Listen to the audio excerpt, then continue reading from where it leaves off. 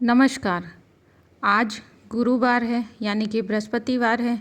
आज मैं आपको बृहस्पतिवार की कथा सुनाऊंगी। सुनाने से पहले अगर आप मेरे चैनल पे नए हैं तो चैनल को सब्सक्राइब अवश्य करें। यह है गुरुवार की पौराणिक व्रत कथा। गुरुवार व्रत करने से बृहस्पति देवता प्रसन्न होते हैं। यह व्रत अत्यंत फलदायी है। अग्नि पुराण के अनुसार अनुराधा नक्षत्र युक्त गुरुवार से आरंभ करके 7 गुरुवार व्रत करने से बृहस्पति ग्रह की हर पीड़ा से मुक्ति मिलती है। बृहस्पतिवार व्रत कथा। प्राचीन समय की बात है। एक नगर में एक बड़ा व्यापारी रहता था। वह जहाज़ों में माल लदवाकर दूसरे देशों में भेजा करता था। वह जिस प्रकार अधिक धन कमाता था उसी प्रकार ही जी खोलकर दान भी करता था, परंतु उसकी पत्नी अत्यंत कंजूस थी। वह किसी को एक भी पैसा दान में नहीं देती थी।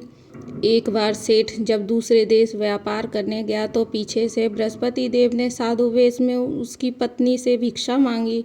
व्यापारी की पत्नी बृहस्पति देव से बोली, हे साधु महाराज, मैं इस दान और पुण्य से तंग आ गई हूँ। आप कोई ऐसा उपाय बताएं जिससे मेरा सारा धन नष्ट हो जाए और मैं आराम से रह सकूँ। मैं यह धन लुटता हुआ नहीं देख सकती। बृहस्पति देव ने कहा, हे देवी, तुम बड़ी विचित्र हो। संतान और धन से कोई दुखी होता है। अगर अधिक धन है तो इसे शुभ कार्यों में लगाओ। कुंवारी कन्याओं का विवाह कराओ, विद्यालय और बाग बगीचे का निर्माण कराओ। ऐसे पुण्य कार्य करने से तुम्हारा लोक परलोक सार्थक हो सकता है। परंतु साधु की इन बातों से व्यापारी की पत्नी को खुशी नहीं हुई। उसने कहा, मुझे ऐसे धन की आवश्यकता नहीं है जिसे मैं दान दूं। तब बृहस्पति देव बोले, यदि तुम्हारी ऐसी इच्छा है तो तुम एक उपाय करना। 7 बृहस्पतिवार घर को गोबर से लीपना, अपने केशों को पीली मिट्टी से धोना, केशों को धोते समय स्नान करना, व्यापारी से हजामत बनाने को कहना, भोजन में मांस मंदिरा खाना, कपड़े अपने घर धोना। ऐसा करने से तुम्हारा सारा धन नष्ट हो जाएगा। इतना कहकर बृहस्पति देव अंतर्ध्यान हो गए।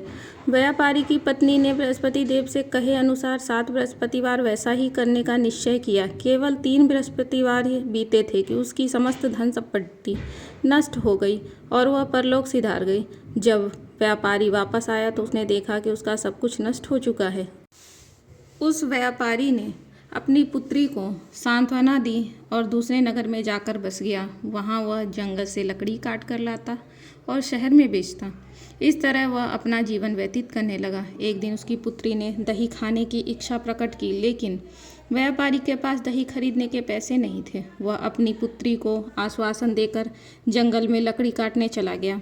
वहाँ एक वृक्ष के नीचे बैठ अपनी पूर्व दशा पर विचार कर रोने लगा। उस दिन बृहस्पतिवार था। तभी वहाँ बृहस्पति देव साधु के रूप में सेठ के पास आए और बोले, हे मनुष्य, तू इस जंगल में किस चिंता में बैठा है। तब व्यापारी बोला, हे महाराज, आप सब कुछ जानते हैं। इतना कहकर व्यापारी अपनी कहानी सुनाकर रो पड़ा। बृहस्पति देव बोले, देखो बेटा, तुम्हारी पत्नी ने बृहस्पति देव का अपमान किया था, इसी कारण तुम्हारा यह हाल हुआ है। लेकिन अब तुम किसी प्रकार की चिंता मत करो। तुम गुरुवार के दिन बृहस्पति देव का पाठ करो। 2 पैसे के चने और गुड़ लेकर जल के लोटे में शक्कर डालकर वह अमृत और प्रसाद अपने परिवार के साथ सदस्यों और कथा सुनने वालों में बांट दो। स्वयं भी प्रसाद और चनामृत लो। भगवान तुम्हारा अवश्य कल्याण करेंगे। साधु की बात सुनकर व्यापारी बोला, महाराज, मुझे तो इतना भी नहीं बचता कि मैं अपनी पुत्री को दही लाकर दे सकूं। इस पर साधु जी बोले, तुम लकड़ियां शहर में बेचने जाना। तुम्हें लकड़ियों के दाम पहले से चौगुना मिलेंगे, जिससे तुम्हारे सारे कार्य सिद्ध हो जाएंगे।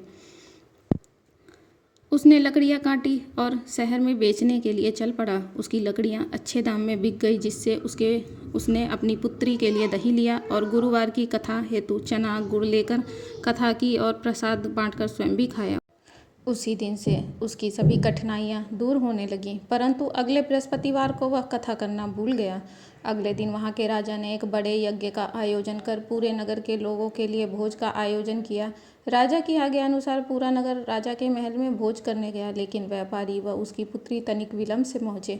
अतः उन दोनों को राजा ने महल में ले जाकर भोजन कराया। तब वे दोनों लौट कर आए। तब रानी ने देखा उसका खूंटी पर टंगा हार गायब है। रानी को व्यापारी और उसकी पुत्री पे संदेह हुआ और कि उसका हार उन दोनों ने ही चुराया है। राजा की आज्ञा से उन दोनों को कारावास की कोठरी में कैद कर दिया गया। कैद में पकड़कर दोनों अत्यंत दुखी हुए। वहाँ उन्होंने बृहस्पति देवता का स्मरण किया। बृहस्पति देव ने प्रकट होकर व्यापारी को उसकी भूल का आभास कराया और उन्हें सलाह दी कि गुरुवार के दिन कैद खाने के दरवाजे पर तुम्हें 2 पैसे मिलेंगे। उनसे तुम चना और मुनक्का मंगवाकर विधि पूर्वक बृहस्पति देवता की पूजन करना, तुम्हारे सब दुख दूर हो जाएंगे। बृहस्पतिवार को कैद खाने के द्वार पर उन्हें 2 पैसे मिले। बाहर सड़क पर एक स्त्री जा रही थी। व्यापारी ने उसे बुलाकर गुड़ और चने लाने को कहा। इस पर वह स्त्री बोली, मैं अपनी बहू के लिए गहने लेने जा रही हूँ, मेरे पास समय नहीं है। इतना कहकर वह वहाँ से चली गई। थोड़ी देर बाद वहाँ एक और स्त्री निकली। व्यापारी ने उसे बुलाकर कहा, हे बहन, मुझे बृहस्पतिवार की कथा करनी है, तुम मुझे 2 पैसे का गुड़ चना ला दो। बृहस्पति देव का नाम सुनकर वह स्त्री बोली, भाई, मैं तुम्हें अभी गुड़ चना ला कर देती हूँ। मेरा इकलौता पुत्र मर गया है, मैं उसके लिए कफन लेने जा रही हूँ, लेकिन मैं पहले तुम्हारा काम करूँगी, उसके बाद अपने पुत्र के लिए कफन लाऊंगी। वह स्त्री बाजार से व्यापारी के लिए गुड़ चना ले आई और स्वयं भी बृहस्पति देव की कथा सुनी। कथा के समाप्त होने पर वह स्त्री कफन लेकर अपने घर गई। घर पर लोग उसके पुत्र की लाश को राम नाम सत्य है कहते हुए शमशान ले जाने की तैयारी कर रहे थे। स्त्री बोली, मुझे अपने पुत्र का मुख देख लेने दो। अपने पुत्र का मुख देखकर वह स्त्री ने उसके मुंह में प्रसाद और चनामृत डाला। प्रसाद और चनामृत के प्रभाव से वह पुनः जीवित हो गया। पहली स्त्री जिसने बृहस्पति देव का निरादर किया था, वह जब अपने पुत्र के विवाह के हेतु पुत्र वधू के लिए गहने लेकर लौटी और जैसे ही उसके पुत्र घोड़ी पर बैठकर निकला, वैसे ही घोड़ी ने ऐसी उछाल मारी कि वह घोड़ी से गिरकर मर गया। यह देख स्त्री रो रो कर बृहस्पति देव से क्षमा याचना करने लगी। उस स्त्री की याचना से बृहस्पति देव साधु वेश में वहां पहुंचकर कहने लगे, हे देवी, तुम्हें अधिक विलाप करने की आवश्यकता नहीं, यह बृहस्पति देव का अनादर करने के कारण हुआ है। तुम वापस जाकर मेरे भक्त से क्षमा मांगकर कथा सुनो, तभी तुम्हारी सभी मनोकामना पूर्ण होंगी। जेल में जाकर उस स्त्री ने व्यापारी से माफ़ी मांगी और कथा सुनी। कथा के उपरांत वह प्रसाद और चनामृत लेकर अपने घर वापस गई। घर आकर उसने चनामृत अपने मृत पुत्र के मुख में डाला। चनामृत के प्रभाव से उसका पुत्र भी जीवित हो उठा। उसी रात बृहस्पति देव राजा के सपने में आए और बोले, हे राजन, तूने जिस व्यापारी और उसके पुत्री को जेल में कैद कर रखा है वह बिल्कुल निर्दोष है। तुम्हारी रानी का हार वहीं खूंटी पर टंगा है। दिन निकला तो राजा ने रानी का हार खूंटी पर लटका हुआ देखा। राजा ने उस व्यापारी और उसकी पुत्री को रिहा कर दिया और उन्हें आधा राज्य देकर उसकी पुत्री का विवाह उच्च कुल में करवा कर दहेज में हीरे जवाहरात दिए। जिस तरीके से बृहस्पति देव जी ने इस राजा की मदद की, उस तरीके से जो कोई भी बृहस्पति जी की व्रत और कथा सच्चे दिल से सुनता और पढ़ता है और व्रत करता है, उसकी सारी मनोकामनाएं बृहस्पति जी पूरा करते हैं।